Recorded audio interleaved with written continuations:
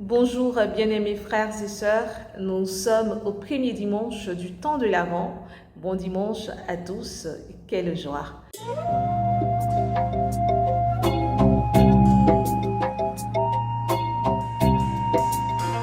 Alors aujourd'hui, les textes nous invitent à faire attention au projet de Dieu.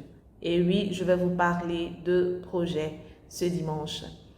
Nous sommes tous engagés dans un projet avec Dieu. Dieu a un projet pour nous, il a un projet pour l'humanité et nous sommes engagés dans ce projet étant des chrétiens. Alors le projet de Dieu, c'est quoi? Le projet de Dieu, c'est que nous puissions vraiment nous référer à lui en tout temps et en toutes circonstances. Et son projet, c'est que nous cherchons à faire sa volonté, à marcher dans sa lumière. Mais comment est-ce que nous le matérialisons dans nos différentes vies? On va voir dans l'évangile, extrait de Saint Matthieu, Jésus qui va d'abord donner l'exemple de Noé, qui va nous parler alors du déluge. On voit Noé qui entre dans le projet de Dieu parce qu'il a reçu qu'il devait faire ce bateau. Et au moment où Noé était vraiment affairé à faire de telle sorte que ce projet puisse aboutir, qu'est-ce qu'on décrit dans l'évangile? Les gens prenaient femme et mari, donc on mangeait, on buvait, on faisait la fête, on ne se souciait même pas du fait que quelque chose est en train de se préparer, quelque chose allait se passer. Mais Noé a pris le soin de s'extraire, de s'extraire de ce monde-là et de pouvoir entrer pleinement et réaliser ce projet que Dieu avait pour lui. À la fin, qu'est-ce qui s'est passé? Il y a eu le déluge. Le déluge qui vient comme nettoyer la surface de la terre, comme nettoyer, comme apporter un grand changement dans nos différentes vies. Et à la fin, il va dire que il y a deux personnes qui seront ici, un sera enlevé, l'autre va rester. Et à la fin du texte, il va nous dire, veillez et priez car vous ne savez pas l'heure à laquelle le Fils de l'homme viendra. Alors, nous nous soucions très peu de ce que Dieu nous demande de faire. Et pourtant, nous avons un cahier de charge. Et notre cahier de charge, c'est de faire de telle sorte que nous puissions vraiment nous référer à lui et faire de telle sorte que sa volonté puisse s'accomplir en nous et s'accomplir aussi autour de nous par notre biais, bien sûr. Nous ne le faisons pas, nous ne sommes pas assez vigilants, nous manquons de vigilance. Pourquoi? Parce qu'à force de côtoyer Dieu ou de côtoyer le sacré n'a plus de valeur pour nous. À force de côtoyer Dieu, on se dit qu'il peut même nous passer certaines choses. Nous allons jusqu'à lui imposer nos façons de faire. Nous allons jusqu'à lui dicter des choses qu'il doit faire dans nos différentes vies. Et le prophète Isaïe ne dit pas autre chose pour nous montrer jusqu'où va ce délaissement, jusqu'où va notre manque de vigilance, jusqu'où va vraiment ce comportement qui ne plaît pas ou qui n'est pas qui n'est pas bien, si je peux m'exprimer ainsi. Il a dit le jour viendra où les gens afflueront de toutes les nations et de tous les peuples, ils viendront à la montagne du Seigneur. Et vous voyez Isaïe qui va encore nous rappeler à l'autre, qui va nous dire, venez, montons à la montagne du Seigneur. Il nous interpelle. Qu'on entre dans le projet, qu'on n'entre pas dans le projet, puisque c'est un processus dans lequel nous sommes engagés.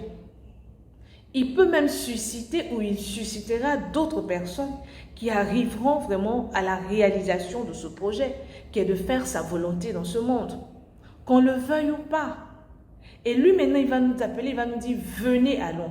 Mais n'y allons pas avec la contrainte, n'y allons pas parce qu'ils sont en train de m'obliger à faire, n'y allons pas par des menaces, parce que Dieu ne nous menace pas, n'y allons pas avec le cœur serré. Et c'est en cela que le psaume va nous dire, quelle joie quand on m'a dit, allons à la maison du Seigneur. Nous devons continuer ce processus ou entrer dans ce projet avec joie. Et nous devons y aller avec joie. Nous devons passer avec la joie.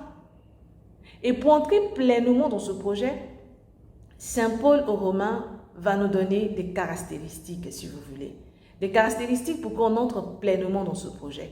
Et les caractéristiques, c'est de quoi? C'est d'abandonner nos chemins d'hypocrisie, d'abandonner l'orgueil, d'abandonner nos suffisances, d'abandonner ces choses qui n'honorent pas Dieu, qui ne nous honorent pas, ces choses qui font qu'on n'arrive pas à suivre pleinement le projet.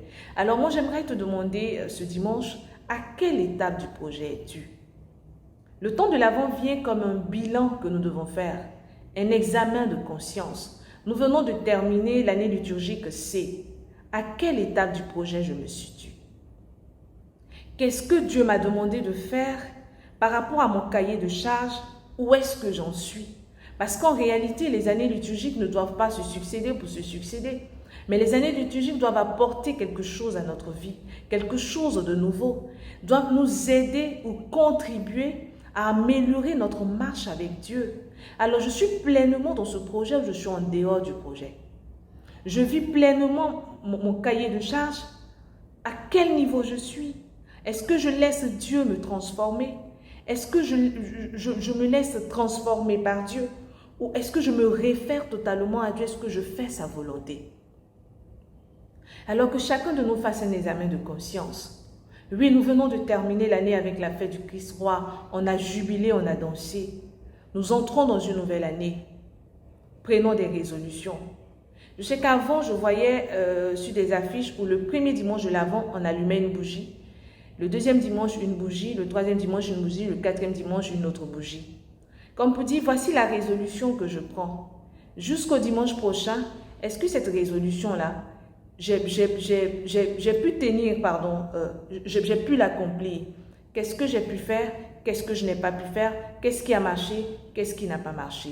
Prenons véritablement des résolutions d'entrer dans le projet de Dieu et soyons vigilants. Soyons vigilants quant à nous-mêmes, notre vie. Parce que la démarche avec Dieu, elle est personnelle. Le groupe peut m'aider à vivre ma démarche, mais ma démarche, mon intimité, c'est vraiment quelque chose de personnel. Qu'est-ce que Dieu m'a demandé? Quels sont les engagements que je prends avec Dieu? Comment je compte le tenir? Mais n'oublions pas, débarrassons-nous de ce qui ne fait pas honneur à Dieu. Débarrassons-nous de ce qui nous empêche véritablement de le servir. Débarrassons-nous de l'orgueil. Débarrassons-nous de la tricherie, de l'hypocrisie. Débarrassons-nous de toutes ces choses que vous connaissez. Chacun sait dans quoi est-ce qu'il est, dans quoi est-ce qu'il s'est engagé. Mais n'oublie pas ton engagement véritable avec Dieu. N'oublie pas ce suivi et évaluation de ce projet dans lequel tu es avec Dieu. Que Dieu nous aide à y arriver. Vous savez, demandons la grâce véritable, à ce que cette nouvelle année liturgique, l'année A, nous apporte beaucoup de grâce, mais surtout nous aide à affiner ou à peaufiner notre intimité avec Dieu pour que son règne s'étende de plus en plus dans ce monde. Frères, allons dans la joie à la maison du Seigneur. Moi, je vous aime, mais Dieu encore plus. Bon dimanche de l'Avent. Au revoir.